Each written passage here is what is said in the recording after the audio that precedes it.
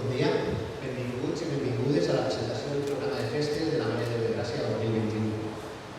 M'acompanyen per a presentar el mateix l'alcalde de la ciutat, José Llor, el president de la Junta de Festes, Toni Carmona, el vicepresident de la Comissió de Penya, Jaume Villar, el director de l'àrea de medi ambient de Foguesa, Javier Bartolomé, i, com no, la reina de 2010, Carmen Robert, i la reina de 2022, Maria Carmona, i les seues corredores. Després de suspendre les festes patronals de 2020 i les de Sant Pasqual d'aquest any a causa de la maleïda pandèmia de la Covid-19, estem a les portes de començar unes festes històriques.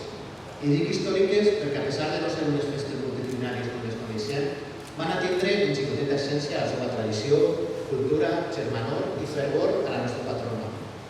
Com a regidor de festes vull agrair a tots els membres de la Junta de Festes, Comissió de Penyes, a Vero Ferontes de la Secretaria Tècnica de Festes, als distints departaments de l'Ajuntament i a tota la gent que fa possible que amb aquestes festes puguem veure un poquet més la llum del final de la pandèmia i recuperem aquesta alegria tan necessària en aquests moments.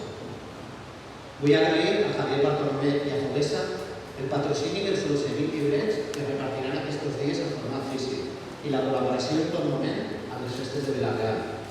També tindrem la versió digital que estarà disponible en la web municipal, l'APP i les xarxes socials de l'Ajuntament.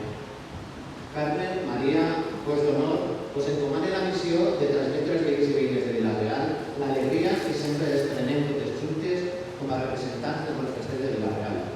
I per acabar, vull fer una crida a les festes veïns, veïnes i penyisques, on la germanor, el respecte, la prudència, la responsabilitat i el coneixement siguen la nostra senya d'identitat.